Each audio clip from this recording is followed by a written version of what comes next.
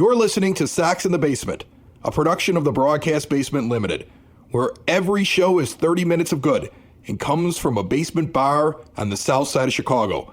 Pull up a stool, pour a cold one, and join us right now for Sox in the Basement. Heard everywhere podcasts can be found, and always at soxinthebasement.com.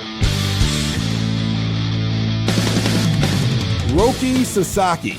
That is a name that I didn't think I would be talking about on this program. I still don't know why I'm talking about it. I don't even know if it's real, right? Like, it doesn't feel real. It doesn't feel like a real thing. That's why, and I don't really believe it. Like, look, there's Twitter accounts that will send out things, and sometimes they're right, and sometimes they're wrong. MLB Scoops, which sometimes just seems to be full of it. I don't know if I buy it, but it's like one of those things you start seeing early on. An account like this will put out something like a list of teams that a player is interested in or has a short list. And this pitcher, who's very young and very talented, coming out of Japan, his list of teams supposedly is the Dodgers, the Padres, the Mets, the Yankees, all that makes sense, and the White Sox. And remember, this is the guy that Chris Getz said, we're going to put a package together for him, and everybody laughed about it, right? And then there were reports that he enjoyed it, and that he's got links to Tadahito Iguchi because that's his manager. Well, that's true. That is true. Right? And it's like, everybody keeps trying to say, like, the dark horse in getting this guy who could be a phenom, who's young and you would have lots of control over, and you'd be using, if I'm not mistaken, international signing money. Like, he's not going to be a lot of money. That's why the White Sox can afford him. It's not like the White Sox are going out and spending $20 million a year to bring him in. No, he's capped at $7.5 million. Right. Annual value right now. And you have to understand that you've changed everything with your international scouting, and he may want something that has to do with comfort. Like, he may have his manager telling him, this is a family organization, they're going to take care of you, I was only there for a couple of years, this is how they treated me. It's not Jerry. It's not Jerry. What it is the city of Chicago, specifically the suburbs, and actually it's Arlington Heights where the Bears are looking to build, has a very thriving Japanese community that is very close to what you find in Japan. That's why Tadahito Iguchi was interested in signing here. That's why the Cubs have been successful in signing a few Japanese players, because there is touches of home for them that you may not find in New York, where, I mean, there's probably something there, but that's what I've understood over the years, is that it's the city. It has nothing to do with Jerry Reinsdorf. If the Cubs show interest in him and want to sign him, and it comes down to the Cubs and the White Sox because he wants to be in Chicago, I don't think there's any way he's coming to the South Side. Right. It would make more sense for him to go north. Right. Like, weird things happen. Like, it doesn't make a lot of sense, but weird things happen. Jose Abreu was a very sought-after free agent. And right. And remember, there was this Cuban connection at the time where I want to say Alexei Ramirez was like somebody that he idolized. And remember, Ramirez was a big fan of El Duque. Like, I mean, like, I don't know if I have the lineage correct, but like every time. And it was the work the White Sox had done getting Jose Contreras' family. Right. Exactly. There's like these little things that matter. And you go, well, that doesn't make any sense. Why wouldn't he go to a contender? And then you also wonder whether or not a guy that's that young, who knows that it's capped, right? Like the money's, he can only get so much money. So right. He's going to get another contract afterwards. And he knows that's where he's going to make bank. And you watch foreign players come over sometimes and they're superstars. Like, you look at this guy's stats, he's got a 0.883 whip in Japanese baseball. So he keeps guys off base. He's got otherworldly type numbers that are there. He's only 22. Is that what he is right now? 23. And in just 23. A couple of days. He had a birthday in November. He's 23 years old. And he knows if he does well, he's going to be in Major League Baseball for a while, and he's going to make his money on the next contract. So it's not about money.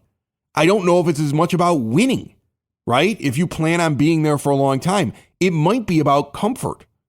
There's not a lot of pressure on the White Sox to win. And there's a guaranteed rotation spot on the White Sox, too. Guaranteed rotation spot. Nobody's going to mess with you and say, we're going to start him out in the bullpen. Nobody's going to move him. They're going to be very patient with him. They're going to work with him. Brian Bannister, again, with his published works, has a reputation for working very well with pitchers. This is a good place to come over and get used to American baseball because there is a difference. There is a jump coming into Major League Baseball from any league that's out there. And there are an awful lot of Japanese pitchers that have come over and not succeeded, especially out of the gate, who got better later on. Do you want the pressure of being in New York or LA, or do you want to go someplace with a guaranteed spot with a guy who's really good at developing pitchers? And let's not forget that the White Sox, even though it has not translated, continue to speak the game, that it's all about playing defense and helping their pitchers out. And this would be, if you were sitting there saying money's going to be the same and I'm not concerned about winning right away because I'm not a 30-year-old pitcher that's coming over. Like, I know Sox fans find it far-fetched. And trust me, when I tweeted that out, when I retweeted that thing from the MLB Scoops thing, look, I take them with a grain of salt. But you have heard a little bit of buzz, and everybody keeps going like, there's no way it would be the White Sox. And you sit there and you say, well, stranger things have happened. And this would be one of those moves that you would have to throw platitudes at Chris Getz for getting this guy if they were able to do it. And this would be one of those things that you'd sit there and say, oh, wow, look at what they're doing here and how this could build for the future. And so I don't believe it. I don't think it's going to happen, but I don't think it's impossible like a lot of White Sox fans do. I don't think it's impossible they end up with Roki Sasaki. Now, that said, Roki Sasaki is probably going to go play for like the Padres or the Dodgers or the Mets or the Yankees before he goes to the White Sox. But it's possible, Ed. Yeah, and actually, of those, I think the main contender is probably the Padres. They have room in their rotation. It's a West Coast team. Again, there's some pressure to win there, but not a ton of pressure to win there. And there's a lot of things that line up for him that we just talked about in terms of having the opportunity. It would be it's a cavernous ballpark that they have there. There's a lot of margin for error. You've seen a lot of pitchers go from other organizations to the Padres and have a level of success, especially at home with them, because that park plays so big. And they do have good defensive players behind him too at that point. So there's a lot to like about going to San Diego. And San Diego is probably also a team that if you like it there, you have an opportunity to stick around there because they at some point will open the pocketbooks. But I would honestly, for a guy like Roki Sasaki, I would be a little shocked if he went to the Yankees because I don't think the Yankees guarantee him a spot in the rotation. I don't think the Dodgers do either. I mean, they might. The Dodgers definitely don't. And no. I don't think the Mariners I heard were another option, and they're pretty loaded at pitching. And you go to a team that's trying to win now, you have a short leash as that pitcher. He has to understand that. The Mets, I don't know. I mean, you look at Kodai Senga, who was, their big Japanese pickup. Now, granted, he had some injury issues, but it's not like it was instant success for him in New York either. So that sometimes I wonder if word like that gets around, like, don't go to that market. They're going to be hard on you. Right. That's the thing. And the idea might be, look, there's not an environment of stress and pressure here. And again, if that's the pitch, like you have to think about what the pitch was, because the Sox said, we're going to make our pitch like everybody else. Brian Bannister and his philosophy and his track record are part of that pitch. The lack of pressure is part of that pitch. Iguchi telling him what he feels about the city, why he should be there is part of that pitch. All the things you went through about culture and the ability to kind of have a little piece of home in the Chicago area is part of that pitch. For a 23-year-old, that's a big deal. I mean, think about when you're 23. And you and I experienced this because in our early 20s, we were traveling. We went from being in college to going to towns to work that we had. I mean, you worked in Wheeling, West Virginia. You probably hadn't even heard of Wheeling, West Virginia before you went there, right? And I went to Wheeling, West Virginia because I had a professional relationship with somebody else who I had met at my first radio station, who was the president of programming for the company that owned that radio station. Right. And I felt protected just a little bit.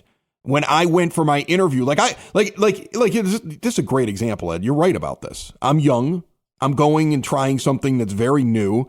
I know I want to travel. I don't want to be in Chicago. I mean, gosh, you see what happened with the CHGO thing. It's just as bad as radio, right? I didn't want to be in Chicago radio. Didn't want to do it. I was like, ruthless. Right. I'm going to make my own way. That was what my plan was. So I was interviewing in all these different places. And to be honest with you, there really wasn't a difference in pitch or money with any of them. They were all basically at about the same salary. They all basically had the same pitch. They all told me I was wonderful. They all said, oh, you're going to be a star. They all talked about how their radio station was going to be built around me because I was the morning guy. They all made their pitches. They all flew me out to all the different locations around the country. They all spent the weekend buying me steak dinners. I mean, one of them took me to Hooters because they figured he's 20-some years old. We'll just show him the girls at Hooters. And like, I don't know why that was what they wanted, but they felt like that was what was going to get me. I had one take me one time to the beach. I was like, why am I here? Look at these girls. I'm like, okay, there's girls everywhere. But I mean, like, everybody makes their pitch, right? Every Hooters manages to staff themselves Right, exactly. decently. Everybody makes their pitch. But I took the job I took because that pitch involved the person who I knew and at least had some familiarity with, who was like, Chris, you can trust these people. Yeah, and I went through the same thing because my early gigs were based around. I mean, there was conversation of me joining you at some points, and you were like, I don't trust him. I don't trust him at all. Yeah, I don't trust him. So we had another friend of ours who managed to get me a job in Rochester, New York, and I went out there because again, there was a little bit of like, all right, this seems like a safe position. And at the time, I turned down something in Tulsa, Oklahoma, where I didn't know anybody, but right. I had an opportunity. The money was the same. It was the same travel to a place I didn't know. It's just that in one spot I had a friend, all right, and I had somebody who was helping to build my reputation before I walked in the door, and there was something to be said about that. Yeah, comfort makes a difference. Comfort definitely makes a difference. Roki Sasaki, not impossible for the White Sox.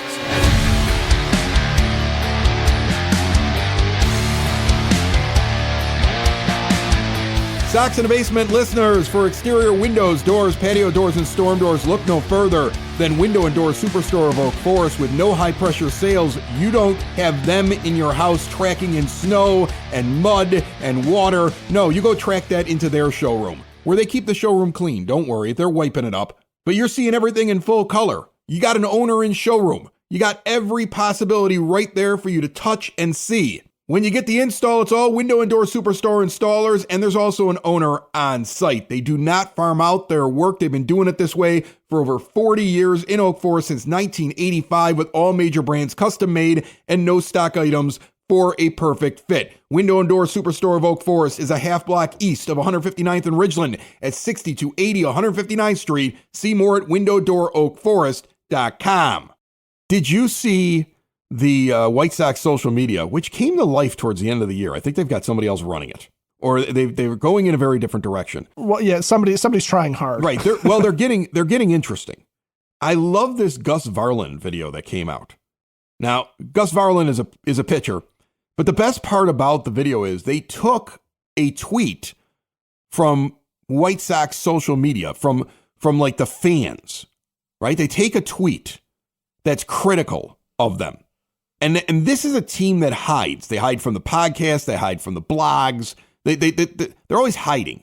They don't like to acknowledge that we exist, even though we've got all these people that listen to what we're doing or read our stuff. We're definitely part of the community. Right. We're part of the fandom. And they don't want to interact with us. They have people always ask me, like, well, what's it like? Are you able to get guests? And I said, well, anytime we've gotten a player, I've had to go through their agent.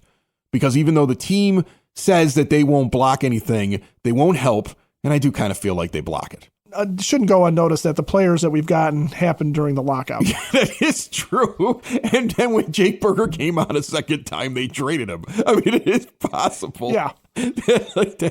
Okay. But the thing is, they don't interact with these entities that they should be interacting with. And they interact in this video, which is really funny. They interact in this video by having Gus Varland, like they show the tweet, and it says, who is this guy? And then he starts going through his whole, like Gus Varland pulls back his phone. It's very well produced. And he introduces himself. Yeah. Like, it's the funniest little clip. And I'm like, this is the stuff I've been waiting for. Like, this is the stuff you have been complaining about for years on this podcast. Why don't I know anything about your players, and why do you hide them all? And it is just... I love the fact that I know something about Gus Varland, or I feel like I know something about Gus Varland. Right. I don't know if Gus Varland's going to be on the team this year. Right, but I'm a big Gus Varland guy now after this video. I'm a Gus Varland dude now. Yeah, exactly. I mean, this is... You want us to buy Sox Fest tickets, right? You Right. want us to Is he there? show up at the stadium. Is he there? Is Gus going to be there? You know, I don't know. Now that He might be the big ticket. I'm saying that out loud, they did announce who's coming, and I didn't see if Gus Varland was among them, but he should be. But here's the thing: like, I can root for players based on stats. I can root for players based on on-field performance, or I can root for players because I genuinely like them. Right? I'm interested in them. Why were we such huge Jake Berger fans? Because we got to know him a little bit because he came on our show. His wife came on the show. And remember, that was because of them. She's the one who explained that they wanted to embrace social media. And it was really kind of to get him out there. They were almost doing it because the White Sox weren't doing it. Like, she was doing it. She was like, man, why are they not featuring any of their players and letting people get to know them? I'm going to do this. That was what she did. Then he was traded. And then he was traded to Miami, where, by the way, he's very popular. By the way, Gus Varland, not on the list right now for the Sox Fest Live. Gus Varland needs to be on the list, I mean, guys. he right now is the biggest ticket item in my mind to go stand in a theater, which, by the way, still not sold out. Amazing. But yeah. Well, that's because Gus Varland isn't there, I think. Right. You got to get Gus involved. You got to get him there is what you got to do, because I've learned more about him from that video that is up on White Sox social media than most of the players on their team that have been there for years. And I loved it. Like, keep that up. More of that, please. Start interacting with your fan base and start showing us some fun things, and start instead of just constantly after you lose going, well, we'll get them tomorrow. And like that's the worst social media. Don't push the things out that aggravate people. Instead, find some fun, some levity. Know what you are and lean into it. And there's two. So, I mean, honestly, if Andrew Vaughn's got a tight 5 minutes that he can do on an open mic night, like, throw it out on social media. It'd be great. Okay. Even if it's corny, I'm fine with it. But also stop living in 2005. You think Andrew Vaughn could put together 5 minutes on an open mic? Do you know any different?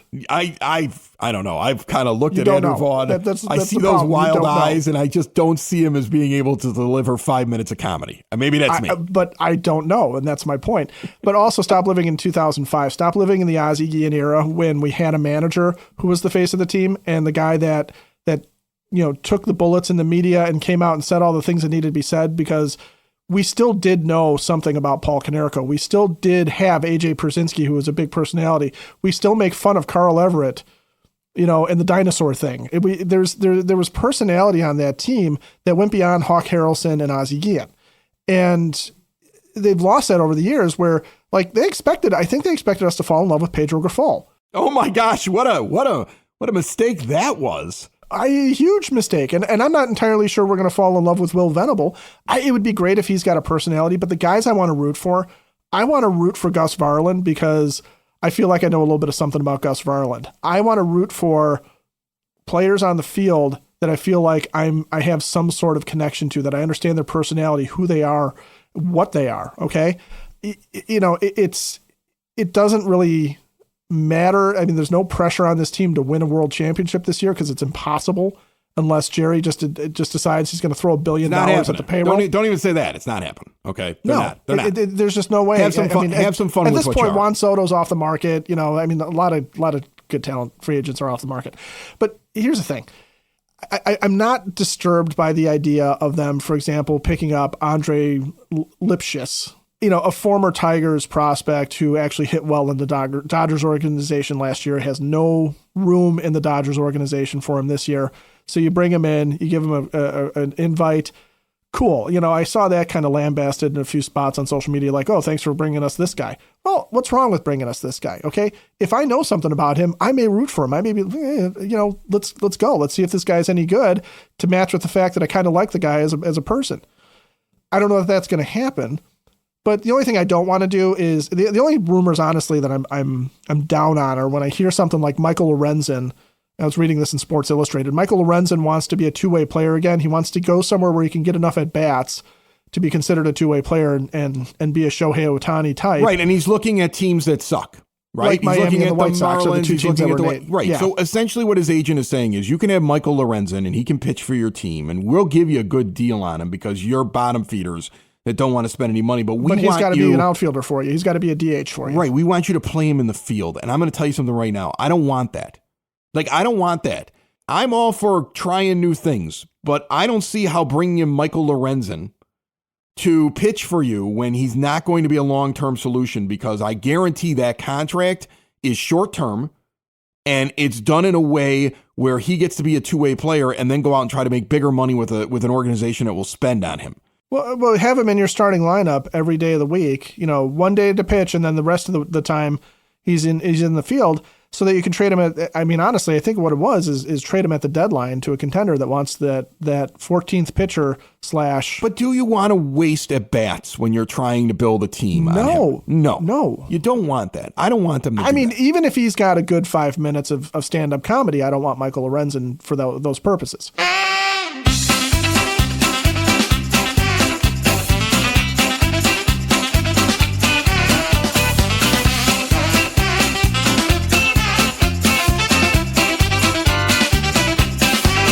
That music can only mean one thing. The Sox nerd Dave Marin is ready to give us tidbits and trivia nuggets that he would normally put up at the rate. But he's with us each and every weekend here on Sox in the Basement, brought to you by the Village of Lamont. Want to experience a downtown with real history, great eats and drinks, and green spaces filled with adventure? Visit the Village of Lamont. Shop, dine, drink, explore. Look forward to the brand new Lamont Unlocked podcast coming from the Broadcast Basement On Demand Radio Network in January of 25. And if you're looking for a little holiday magic, go and enjoy that town. Go out, have something to eat, something to drink, and then take your significant other, the kids, whatever, up and down the canal. They have a little walk with all these lit up delights. It is a very festive place to go, and definitely should be on your list here for the holidays. See everything they have going on at LamontDowntown.com. Nerd, what do you got for me? It's beginning to look a lot like Christmas. Chris, let's reprise our look at the White Sox and Christmas, shall we? A White Sox trade is mentioned in the iconic 1983 movie A Christmas Story, which is set basically in Hammond, Indiana, in the heart of White Sox country. This should come as no surprise because Gene Shepard, the creator of A Christmas Story, was a Sox fan. In fact, he was such a huge fan, he narrated the franchise's first historical video, Chicago White Sox: A Visual History, in 1987. Part of the video featured Shepard decked out in a Sox cap and Sox starter jacket at second base at Comiskey Park, flowing about Nellie Fox, his all-time favorite player. Fox, believe it or not, was born on Christmas Day 1927. In the movie, the Sox make a cameo when the dad, played by Darren McGavin, muttered while reading the newspaper that the team had traded Bullfrog. Bullfrog was the nickname of one-time White Sox pitcher Bill Dietrich. The bespectacled righty was the poster boy for the Sox of the Christmas Story era, which was the mediocre and sometimes dreary 1930s and 40s. A modern-day comp for old Bullfrog? How about Gavin Floyd or John Danks? Dietrich was 80-91 with a 4.23 ERA in 366 games for the Sox from 1936 to 1946. The highlight of Dietrich's Sox life, other than the movie mention, came on June 1st, 1937, when he no-hit the Browns in the Sox 8-0 win before an estimated crowd of 1,500 at Comiskey Park. Dietrich walked 2 and struck out 5 in the 10th no-no in club history. This was Philip Umber level of a surprising no-hitter. In addition to being, quote, just a guy, 2 days prior to this gem, Dietrich was pummeled for 10 runs on 9 hits and 3 1/3 innings in losing the nightcap of a doubleheader in Cleveland. All that is true. What isn't true was the trade the dad mentioned in the Christmas Story. Shepard and the movie took a little poetic license because Dietrich was never traded by the Sox. He was claimed off waivers from Washington on July 20th, 1936, and released by the Sox on September 18th, 1946. As for Four Eyes Schottenhofer, the other Sox player the dad mentioned, he doesn't exist. There is no player in big league history, or minor league history for that matter, with that name. There is an entry for this player on the Baseball Reference bio page, but it is only to tell us that old Four Eyes is a product of Shepard's vivid imagination. Before I get to my zinger, I remind you that gems like these and long-form pieces are on my blog, which you can link at soxinthebasement.com. How about a few Christmas zingers? In addition to Fox, those with Sox ties born on Christmas Day are Tom O'Malley, one-time third base coach Wallace Johnson, Jack Hamilton, Gene Lamont, and Ben Chapman. The only player in Major League history with the last name Christmas played 12 of his 24 big league games with the 1984 White Sox. Catcher Steve Christmas hit .364 with a double, a clutch homer, and 4 RBIs in his time with the White Sox. The Sox' first Christmas Day transaction came in 1984 when they signed free agent outfielder Mark Gilbert. Gilbert went on to bigger and better things, later serving as the U.S. ambassador to New Zealand. That's it, Chris. Probably more than you wanted to know about Bullfrog, Four Eyes, Christmas, and New Zealand. Merry Christmas, everybody.